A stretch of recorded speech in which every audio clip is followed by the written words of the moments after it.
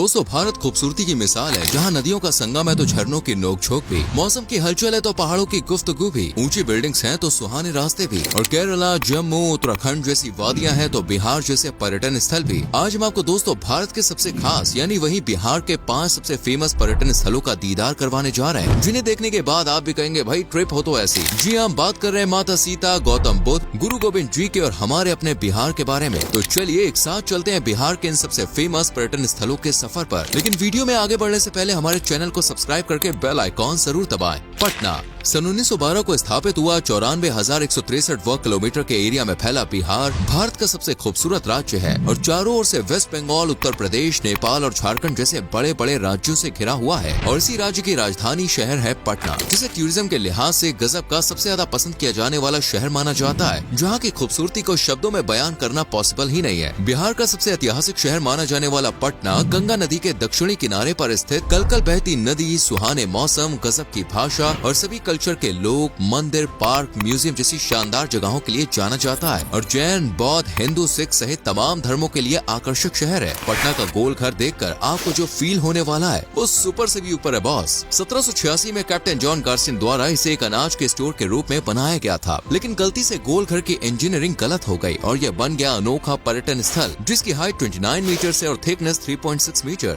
ऊपर पहुँचने के लिए 145 सीढ़ियों को चढ़ने का कष्ट भी है, लेकिन ऊपर पहुँचने के बाद जो नजारा होता है ना, आए हाय हाय, मजा ही आ जाता है। पटना के इतिहास, कलाकृतियाँ, कल्चर और प्रेजेंट की कुछ अनोखी चीजों से रूबरू होना है तो कदमों को घर की जगह पटना म्यूजियम की तरफ मोड़िएगा, जहाँ 50,000 से भी ज्यादा दुर्लभ कला वस्तुएं यानी आर्ट मौजूद है। 1917 में बने इस म्यूजियम में सुंदर प्रतिमा, राजपूत वास्तुकला, मुगलों के बारे में जानने को मिलेगा और भारतीय कलाकृतियाँ भी देखने को मिलेंगी। वहीं ज़ेब्रा, हिरन, बारहसिंगा, मगरमच्छ, भालू, हाथी सहित दूसरे जानवरों के दर्शन करने हैं तो संजय गांधी बोटेनिकल गार्डन सबसे बेस्ट है, जिसे 1969 में बनाया गया था। पटना का सबसे प्रसिद्ध धार्मिक स्थल है पतन देवी टेम्पल, जिसे हिंदुओं के सबसे पवित्र मंदिरों में से एक माना गया है, क्योंकि पौराणिक कथाओं के अनुसार मंदिर 51 शक्ति पीठों में से एक है और यहाँ माता के शरीर से दाहिनी जांघ का हिस्सा गिरा था। जबकि महावीर टेम्पल में बैठे हनुमान जी की लीला भी अपरंपार है, क्योंकि देश के कोने कोने में बसे मंदिरों में इस मंदिर को सर्व प्रमुख माना गया है, जहाँ संकट मोचन हनुमान जी अपने भक्तों की हर समस्या को दूर करते हैं। बस दोस्तों पर्यटन स्थलों में पटना के जलन म्यूजियम को भी स्किप नहीं किया जा सकता, क्योंकि यहाँ 10,000 से ज्यादा कलाकृतियाँ मौजूद है। ओरिएंटल लाइब्रेरी की तो बात ही निराली है, ऊपर से यहाँ इस्कॉन टेम्पल भी है, इसलिए हिंदुओं के लिए पटना तो सबसे बेस्ट है।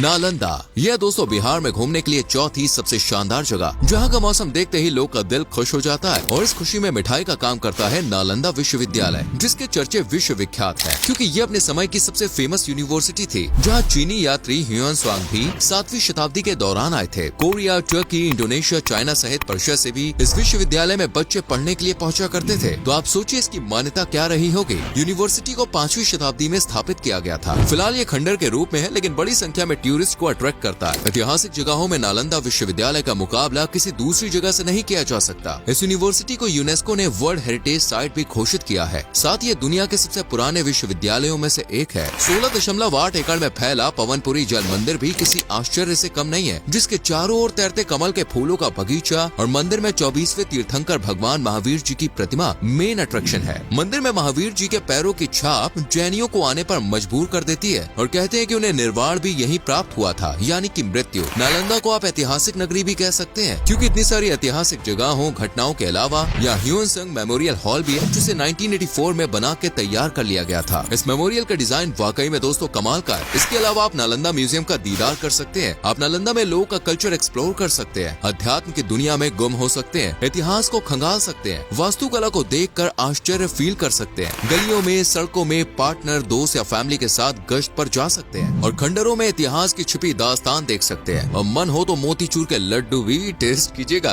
बौद्ध गया। वैसे अगर आप बिहार में भगवान बुद्ध की सबसे बड़ी प्रतिमा देखने जा रहे हैं तो बॉस ये आपको मिलने वाली है बौद्ध गया में, जिसकी खूबसूरती, वास्तुकला और अद्भुत कारीगरी में हर कोई डूब जाता है। लगभग 80 फीट ऊंची ये प्रतिमा सच में दोस्तों नायाब है, जिसे 1989 में दलाई लामा द्वारा बनवाया गया था और ये ये देश की सबसे ऊंची मूर्तियों में से एक है। लेकिन इस प्रतिमा के अलावा भी फाल्गु नदी के किनारे बस इस शहर में काफी कुछ है, जैसे महाबोधि टेम्पल, जिसे 2002 में यूनेस्को ने वर्ल्ड हेरिटेज साइट का दर्जा दिया था। वैसे इस मंदिर में भी गौतम बुद्ध की बड़ी सी प्रतिमा मौजूद है। बिहार से सिर्फ 100 किलोमीटर दक्षिण पूर्व में जाना है और बस अपनी वास्तुकला, इतिहास, कला, परंपरा के लिए बोध गया आपके सामने होगा। इसी शहर में 500 ईसा पूर्व में महात्मा गौतम बुद्ध जी को फाल्गु नदी के किनारे ज्ञान की प्राप्ति हुई थी, इसलिए बुद्धिस्ट लोगों के लिए शहर सबसे खास है। दोस्तों, यहाँ पर बोधि ट्री भी है जहाँ गौतम बुद्ध जी को ज्ञान की प्राप्ति हुई थी। वहीं थाई मोनेस्ट्री भी है जहाँ सोने के टाइल से ढकी घुमावदार छतों का अनमोल जाल देखने को मिलता है, जिसे देखकर आपकी आंखों में गजब की चमक उठेगी। इसी तरह रॉयल भूटान मोनेस्ट्री भी है। बस फर्क ये है कि यहाँ पर सोने की छत नहीं है, लेकिन इसे भगवान गौतम बुद्ध को श्रद्धांजलि के रूप में बनवाया गया था। शहर से लगभग 15 किलोमीटर की दूरी पर 1972 में जापानीज टेम्पल का भी निर्माण किया गया था और ये भी भगवान गौतम बुद्ध के उपदेशों की नक्काशी का प्रतीक है। शहर के आर्कियोलॉजिकल म्यूजियम में तो आप गौतम बुद्ध और बुद्ध धर्म से जुड़ी अनेकों मूर्तियां, आर्ट, खुदाई में मिले सिक्के, बर्तन वगैरह सभी चीजें देख सकते हैं। साथ ही नागार्जुना केव, विष्णुपद टेम्पल, टेरगर मोनेस्ट्री, बोध गया multimedia museum, Taiwanese temple, Karma temple सहित और भी काफी कुछ देख सकते हैं। राजगीर दोस्तों, बोध गया के बाद भी पैसे बचा के रखिएगा, क्योंकि सबसे कमाल टूरिस्ट प्लेस है राजगीर, जिसे घूमने के लिए सबसे बेस्ट जगह माना जाता है, क्योंकि यहाँ पर रहस्यमय चट्टानी पहाड़ियाँ, घने हरे भरे जंगल, गुफाएं, झरने, वादियाँ और लुभावने आध्यात्मिक स्थल है, इसलिए इसे one of the best tourist place of Bihar माना जाता है। राजगीर नगर को बौद्ध धर्म, जैन धर्म और हिंदू धर्म तीनों से जोड़ के देखा जाता है। राजगीर को देवताओं के निवास के रूप में भी जाना जाता है, जो लगभग 3000 साल पुराना है। शहर की सबसे खास बात यह है कि इस जगह पर भगवान बुद्ध और भगवान महावीर ने अपनी जिंदगी के कुछ खास पल बिताए थे और ये 7 राजसी पहाड़ियों से घिरा हुआ है। यहाँ जाने वाले टूरिस्टों की संख्या में दोस्तों हर साल बढ़ोतरी होती है, इसलिए मेरे हिसाब से आपको भी एक बार तो राजगीर का दीदार जरूर करना चाहिए। घूमने की बात करें तो वेन्यू वेन बेस्ट ऑप्शन है। इसके बाद आप जा सकते हैं गिरिधर रखुता, जिसे देखने के लिए पहाड़ी पर 400 मीटर चढ़ना पड़ता है, लेकिन एक बार चढ़ गए तो गजब का नजारा और गिद्ध चोटी का दीदार देखने को मिलेगा। ये पहाड़ी छोटी जरूर है, लेकिन सबसे खास है क्योंकि गौतम बुद्ध जी ने यही सबसे पहले प्रचार किया था। इसी पहाड़ी पर विश्व शांति स्तूपा के नाम से फेमस जापानी स्तूप भी है, जिसे बनवाने का क्रेडिट जापानियों को जाता है और यहाँ पर काफी शांति है। वैसे अगर आप एडवेंचर के शौकीन है और कोई भी काम सीधी तरह से करना पसंद नहीं करते हैं, तो बॉस राजगीर रोप वे की सैर जरूर करना, जिसे भारत के सबसे पुराने रोप वे में से एक माना जाता है और 1000 से ज्यादा फीट की ऊंचाई पर रोप वे में बैठकर शहर के हरियाली, वादियां, घर, मकान देखने का जो मजा है ना, वो वाकई में सबसे हटके और लुभावना है। इसके अलावा आप यहाँ पर Bimbisar jail, Virayatan Jain museum, 40 kilometre लंबी साइक्लोपियन दीवार, सन भंडार केव और सप्तपर्णी केव जैसे दूसरे पर्यटन स्थल भी देख सकते हैं। सन भंडार केव में गौतम बुद्ध की प्रतिमा है और कहते हैं कि राजगीर की पहाड़ी पर दक्षिणी ढलानों पर स्थित इसी गुफा में बिम्बिसारा का खजाना है। एक बात तो बताना हम आपको भूल ही गए, आजकल राजगीर अपने ग्लास ब्रिज के लिए पूरी दुनिया में छाया हुआ है। इस ग्लास ब्रिज की मदद से आप सुंदर सुंदर पहाड़ियों का आनंद उठा सकते हैं। इसके अलावा राजगीर में घूमने के लिए जू सफारी भी है, तो हुआ ना